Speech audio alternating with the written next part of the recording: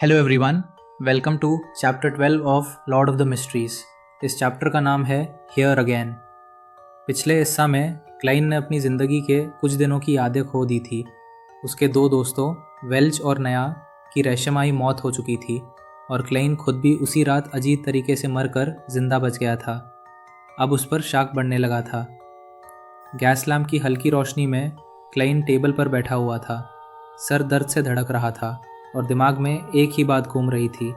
Interview सिर्फ 2 दिन दूर था और उससे इतना कुछ याद ही नहीं आ रहा था।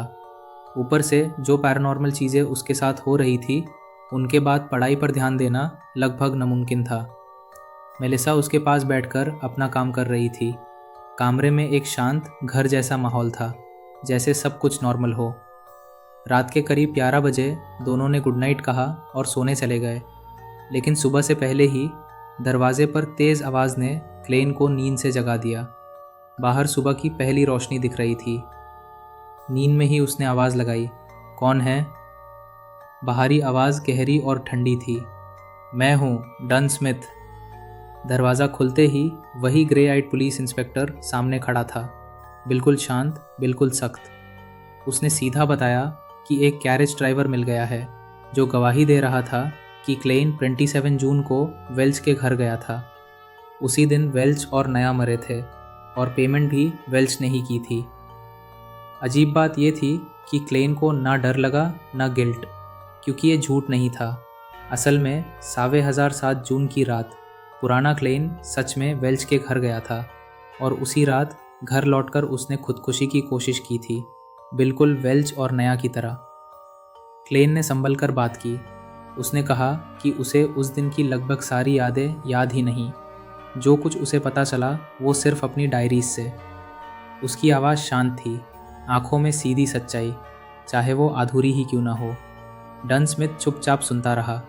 फिर उसकी नज़र कमरे में घूमी और उसने धीरे से कहा कि वेल्च का रिवॉल्वर अभी तक मिसिंग है और शायद वहीं पर मौजूद हो। क्लेन समझ गया।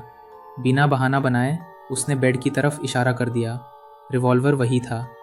फिर क्लेन ने सब कुछ बता दिया, कैसे वो एक रात डेस्क पर रिवॉल्वर के साथ उठा, कैसे एक गोली चल चुकी थी, कैसे वो जिंदा बच गया और कैसे उसके बाद उसकी यादें बिखार गई। उसने हर लफ्ज़ संभल कर चुना, अपना सबसे बड़ा राज छुपाते हुए। डन स्मिथ ने अंत में कहा कि उसकी बातों में लॉजिक है, लेकिन कानून के लिए ये काफ़ी नहीं। क्लेन को एक एक्सपर्ट के सामने वेरीफाई होना पड़ेगा। इन्वेस्टिगेशन के लिए उसे पुलिस स्टेशन ले जाया जाएगा। मजबूर होकर क्लेन ने सिर्फ इतना कहा कि वो एक नोट छोड़ना चाहता है ताकि उसकी फैमिली परेशान ना हो। कुछ ही देर बाद पुलिस के बीच घिरा हुआ क्लेन नीचे उतर रहा था।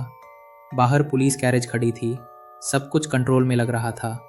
तभी अचानक सड़क पर हंगामा मच गया। एक ऑयस्टर सेलर ने चोर चोर चिल्लाना शुरू कर दिया।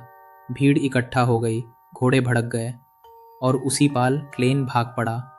भीड़ के बीच से निकलता हुआ उसका दिमाग सिर्फ एक ही प्लान सोच रहा था, शहर छोड़ना, बैकलैंड पहुंचना, कहीं छुप जाना। उसने एक कैरेज ली और पियर के लिए कहा। प्लान सिंपल था, थोड़ी दूर जाकर कूद जाना, लेकिन कैरेज ने अचानक रास्ता बदल लिया। हम कहाँ जा रहे हैं? क्लेन ने घबरा कर पूछा। ड्राइवर ने ठंडे स्वर में कहा, वेल्च के घर। ड्राइवर ने पीछे मुड़कर देखा, ग्रे आंखें, ठंडी मुस्कान, डन स्मिथ। क्लेन का दिमाग घूम गया और वो झटके से उठ बैठा। क्रिम्सन मून की रोशनी कमरे में फैली हुई थी। पसीने से भीगा हुआ वो समझ गया ये सिर्फ एक नाइटमेयर था। घड़ी देखी, रात के 2 बज रहे थे। वॉशरूम जाते हुए कॉरिडोर के अंत में उसकी नज़र खिड़की पर पड़ी।